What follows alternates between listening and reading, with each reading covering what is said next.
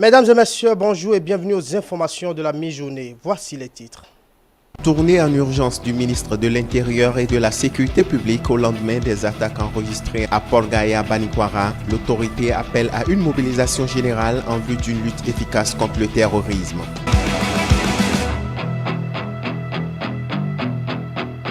Vous suivrez également dans cette édition le compte-rendu des différents plateaux de l'émission Dimanche c'est politique.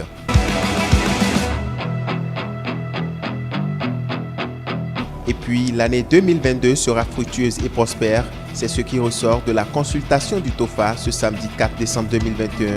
C'est une cérémonie qui a réuni les grands prêtres du FA venus de toutes les régions du Bénin. Voilà pour le sommaire.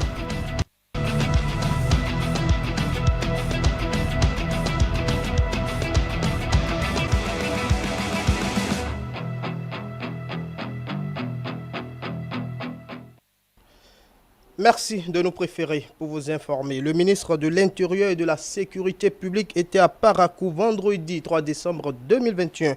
L'autorité ministérielle a tenu une séance de travail avec les acteurs des niveaux déconcentrés et décentralisés impliqués dans la sécurité des personnes et des biens. C'est l'une des étapes d'une tournée nationale qui prend en compte les 12 départements du Bénin. Les précisions avec Aziz Adam Soulé. Le ministre de l'Intérieur et de la Sécurité publique Alassane Seydou au contact des élus communaux et populations de Parakou au lendemain de l'attaque contre les forces armées béninoises à Port-Gaya, Banikwara. Objectif, coproduire la sécurité avec la complicité des populations. Les policiers, ils sont dévoués, bien aguerris, engagés. S'il n'y a pas une contribution de la population, s'il n'y a pas une complicité de la population, on ne peut pas avoir de bons résultats. Depuis 2016, des efforts louables sont déployés sans cesse afin de créer les conditions favorables à l'instauration d'un climat sécuritaire pacifique, nécessaire à la libre circulation des personnes et des biens et à l'exercice des activités quotidiennes des citoyens. Le Bénin est classé premier en matière de sécurisation des corridors dans la sous-région. Occasion pour l'autorité ministérielle de rappeler le souci permanent et l'anticipation du gouvernement pour mieux sécuriser les personnes et les biens. Aujourd'hui, même seul, dans votre voiture, vous pouvez quitter Cotonou et vous rendre à Malanville. Vous pouvez circuler toute la nuit. Vous allez juste rencontrer les policiers qui font la patrouille. Ça, c'est à l'honneur de la police. Tout le monde est d'accord que la police béninoise est vertueuse. Mais je veux aussi dire que malheureusement, il y a quelques rares qui ont commencé par relâcher. C'est des cas isolés, et cela préoccupe particulièrement le chef de l'État, qui nous a instruit de vous dire de maintenir le cap. La mobilisation des acteurs de la société aux côtés des forces de l'ordre, c'est ce que prônent les autorités en vue d'une lutte plus efficace contre la menace terroriste. Ils ont réussi aussi à éliminer un des nôtres. Ça fait mal. Il y a eu beaucoup de choses qui ont été faites en amont. C'est ça qui nous a permis, à la frontière déjà, de réagir. Sinon, ils auraient pu rentrer à l'intérieur. Et les dégâts seraient énormes. Et pour les blessés, je crois que ça va bien. L'État a pris ses responsabilités et leur État s'améliore bien. Mais il faut qu'on fasse plus. Le gouvernement est dans cette dynamique et veut que vous aussi, vous vous inscriviez dans la même dynamique. C'est-à-dire travailler, s'impliquer pour qu'il n'ait pas raison de nous. Parfois aussi, c'est de simples bandits, des voyous. Leur problème, c'est de s'accaparer des biens des populations. Mais il ne faut pas le leur permettre. Ça commence souvent par la radicalisation. Et à la base de la radicalisation, il y a la communication. Donc ce qui est important, c'est de faire attention à ce qui se dit autour de vous. À cette rencontre de Parakou, les autorités locales et responsables des forces de sécurité ont pu librement exprimer leurs préoccupations et réaffirmer leur engagement à accompagner le gouvernement. Vite à présent à suivre le condensé des différentes rubriques de votre émission hebdomadaire Dimanche c'est politique de ce 5 décembre 2021. C'est un compte rendu réalisé par Mathieu Bocor. Le Bénin lance sa campagne accélérée de vaccination contre la COVID-19. Cette campagne a pour objectif de rendre disponibles les vaccins dans toutes les communes du pays afin d'assurer l'équité de l'offre. Des propos avancés par le directeur de la vaccination, de la logistique au ministère de la Santé sur l'émission L'Entretien de ce dimanche 5 décembre 2021. L'objectif d'atteindre 40% de la population d'ici décembre, on en était très loin et il fallait vraiment intensifier les choses.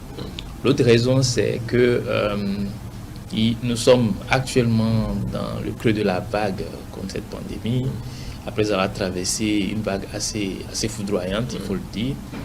Et c'est l'occasion d'immuniser le maximum de la population pour faire face à une prochaine vague, comme vous pouvez le voir déjà même dans certains pays. On a tendance à voir encore une vague qui vient. Donc c'est le bon moment de vacciner le maximum de personnes pour résister à ces éventuelles vagues qui pourraient venir. La nécessité d'opter pour la vaccination reste la seule arme de protection, ajoute l'invité de François-Xavier Noumon. À la question de savoir si chez les enfants de 12 ans, la campagne est intensive, il répond. Oui, ça prend. Le Pfizer sort, ce n'est pas encore ce qu'on aurait souhaité, mais ça prend, surtout les élèves du second cycle qui ont un âge aussi où ils comprennent, je pense qu'ils ont déjà étudié aussi dans leur cursus scolaire, est-ce que c'est que les vaccins et tout, et ça prend. Et timidement, mais ça commence pas à prendre. On souhaiterait que ça aille un peu plus. Je pense qu'on est en discussion avec les collègues de l'enseignement pour voir quelle stratégie adopter pour augmenter la couverture vaccinale au niveau de cette cible. Sur le duel, on a parlé réorganisation de la circulation des véhicules de transport à Cotonou, notamment l'arrêté préfectoral suspendu. Cette décision vient dans une certaine mesure conforter les populations dans le sens de ce que, quelque part aussi, loin de ce qu'on pourrait penser, que leurs cris de cœur sont parfois, je dirais bien parfois, écoutés, et mieux remettre les autorités à quelque niveau que ce soit dans leurs bottes pour qu'elles sachent qu'elles sont non seulement là du fait des populations qui ont placé des gens qui ont eu à un moment donné à leur confier, à leur léguer leur charge ou bien leur confier leur confiance, et que ces autorités-là doivent donc agir de la sorte à ce que les populations puissent se retrouver au travers des décisions qu'elles prennent. Cette suspension fait suite, selon l'autorité ministérielle, aux plaintes des usagers qui éprouvent d'énormes difficultés. Pour le vis-à-vis de Ange Banouin, le préfet est dans son rôle. Le préfet quand même était dans son rôle de chercher quand même à davantage protéger la vie, parce que vous n'êtes pas sans savoir que il n'y a pas que les topa-topa, mais les topa-topa quand même créent d'énormes difficultés quand même dans la ville, soit de Cotonou et dans beaucoup d'autres villes du pays. Et il fallait d'un moment à un autre forcément chercher quand même à réglementer un peu comment ça se passe. Mais est-ce que la décision déjà de les empêcher de rentrer dans une partie déjà de la ville de Cotonou était opportune déjà? Donc je pense que tout ça là, c'est au niveau du gouvernement quand même d'apprécier, et le ministre de la décentralisation, je pense, s'est basé sur un certain nombre d'éléments, a forcément écouté les cris de cœur des Béninois également pour demander à ce que cette décision soit d'abord suspendue. Argument partagé par Fériol Adoukonou sur l'hebdo des éditorialistes. La décision du préfet n'était pas si mauvaise. Cette conditionnalité, moi je me dis, la décision n'est pas mauvaise. Ne serait-ce que le lundi ou le mardi. Et que quand vous faites un tour autour de Dantokpa, vous constatez que la circulation était tellement fluide. Et là je me dis, et là c'était pertinent. De toute évidence, Martel Nelly Dodinou, cette décision du préfet n'est pas la bienvenue. La décision n'est pas la bienvenue. C'est vrai, il faut désengorger Cotonou. Moi je dis, avant de poser des actes, il faut faire les choses en amont. Préparer. Vous voulez rendre fluide Cotonou, on est d'accord. Quand on va ailleurs, on a envie de ressembler. Mais qu'est-ce qu'on fait d'abord pour en arriver là? C'est justement ça. On a dit que les hommes ne se sont pas réveillés du jour au lendemain pour dire « Ah, ce n'est pas bien, il faut faire comme ça ». On fait le diagnostic, on se donne, on a un programme, on a des actions et on commence. Le programme existe. Construire les infrastructures qui vont accueillir. Pourquoi pas ne pas avoir des lignes de métro? Il faut rêver grand. En tout cas, laisse entendre Serge Adalao pour une réorganisation de la circulation des véhicules de transport à Cotonou qui s'impose. Il faut une synergie d'action. Et ministère et mairie, les trois institutions puissent se mettre ensemble, puissent s'asseoir, puissent discuter du transport urbain à Cotonou, trouver la formule adéquate ou qu'on ne puisse pas parler de non-circulation des personnes et des biens. Parce que c'est aussi ça le problème. L'autre sujet qui a fait objet de débat est lié aux attaques des djihadistes aux frontières béninoises dans le septentrion. Sur le décryptage de ce dimanche 5 décembre 2021, le consultant politique Agapit Napoléon Maforican s'est prononcé sur les attaques terroristes enregistrées à Porga et à Banikwara la semaine écoulée. D'autres sujets marquants de l'actualité ont été également abordés. Le récit de Stélia Padono. Les attaques terroristes enregistrées à Porga et à Banikwara la semaine écoulée viennent d'une manière ou d'une autre confirmer la menace terroriste au Bénin. Mais il urge pour le consultant politique Agapit Napoléon Maforican de souligner que le Bénin s'y était préparé, ceci au regard de la situation qui prévaut dans les pays voisins. Il y avait déjà ces menaces. Il y avait déjà une sorte de veille de l'armée béninoise. Donc, ce n'est pas un sujet nouveau. Mais la bonne nouvelle, c'est à chaque fois quand ça évolue dans les pays du Sahel, ça se redéploie dans nos pays. Parce que n'oublions pas, nous partageons les frontières avec un certain nombre de pays, et donc, qui sont des pays impactés directement. Le Burkina, le Niger. Donc, il y a des situations que nous gérons du fait que ces pays, dont certains sont limitrophes, sont impactés sérieusement. Nous devenons alors une sous-base. Selon le consultant politique, l'heure n'est pas à la polémique ni à la condamnation. Le plus important, c'est une mobilisation générale et le soutien aux agents de sécurité. En matière de guerre, quand vous êtes en guerre, quand à un moment difficile, on ne peut que faire front. Donc, il n'y a que ça à dire. Il n'y a que ça à dire. Il n'y a pas autre chose. Encourager nos militaires et faire front pour combattre l'adversaire. Il n'y a pas un troisième mot. Une troisième voie, une troisième fois. Parce que vous ne pouvez pas. Ce n'est pas en temps de... Quand vous êtes en lutte contre l'ennemi qu'il faut polémiquer. À quel moment... Là, vous démoralisez les troupes sur le terrain. Pour le consultant politique Agapit Napoléon Maforican, il revient au préfet Alain Oronla de tirer ses propres leçons et de repartir sur de nouvelles bases, et ce après la décision du ministre Raphaël Akotegnon l'interdisant la prise d'arrêté jusqu'à nouvel ordre. Le préfet est lui qui a pris les devants d'une situation dont il n'était pas obligé. Parce qu'il n'y avait aucun péril en la demeure, il n'y avait aucun problème de sécurité, il n'y avait aucun trouble à l'ordre public, il n'y avait aucun problème de protection de la population civile, il y avait juste un problème d'assainissement, de fluidité de la circulation, il n'y avait que ça. Et donc, il était obligé, il n'y avait aucune urgence pour qu'on aille vite. Ensuite, il n'y avait aucun trouble à l'ordre public, les tabacs sont toujours là depuis des années, et il n'y avait aucun problème de police. Peut-être que c'est la manière, c'est la facilité avec laquelle peut-être la préfecture de Cotonou prendre des arrêtés d'ordre public. Peut-être que c'est ça qui dépasse un peu. En dehors de prendre des arrêtés, le préfet a beaucoup d'autres fonctions. Donc il n'a qu'à déjà commencer, il n'y a pas à administrer la ville, pas gérer ce qu'il peut gérer sans prendre des arrêtés et aller remettre, et aller retourner au ministère, gérer ses relations avec la hiérarchie. Pour mettre fin à ce journal de la mi-journée, l'année 2022 sera fructueuse et prospère. C'est ce qui ressort de la consultation du TOFA ce samedi 4 décembre 2021.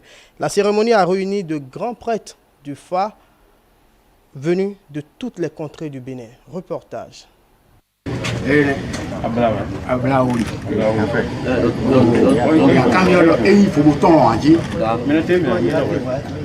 L'année 2022 s'annonce prospère au Bénin sous le signe principal où on est coaché et les signes Futola et Ablaouli. C'est ce qui ressort de la consultation de l'oracle de ce 4 décembre 2021. Toutefois, les interprètes de l'oracle préviennent d'un certain nombre de choses. On est coaché, nous exhorte à faire la paix, à avoir l'harmonie dans nos foyers d'abord, dans nos familles. Et cette paix dont il s'agit doit s'étendre jusqu'aux dirigeants, jusqu'aux chefs de l'État et au gouvernement. Il y a beaucoup de pertes d'argent, trahison, les gens vont juste à cause de la gourmandise faire beaucoup de choses qui vont les amener devant la loi et la justice. Foutoula a dit d'être beaucoup patient et que l'avenir sera très radieux pour nous, les Béninois et les Béninoises aussi, parce que Foutoula a dit donc déjà il ne faut pas être pressé dans ce qu'on est en train d'envisager. Le fait dit qu'on sera confronté à beaucoup de problèmes de pièges, tout ça là, on saura bien que le truc vers lequel on t'envoie est piégé, mais on va t'envoyer vers là. Toi qu'on envoie là-bas, il faut faire très attention. Le respect des tests de la République, la discrétion sont entre autres les prescriptions pour un Bénin apaisé en 2022. Foutoula, c'est un très bon signe quand il s'agit de faire la rétrospection, de voir ce qu'on a pu faire jusqu'à présent. On va saluer le chef de l'État parce qu'il en a fait beaucoup et suivant le plan culturel.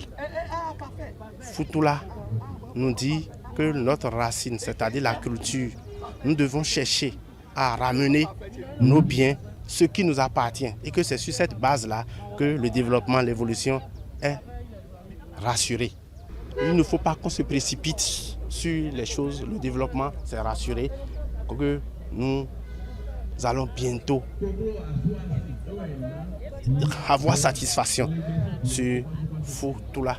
Foutoula, on doit garder la bouche, c'est-à-dire la discrétion dans tout ce qu'on peut faire.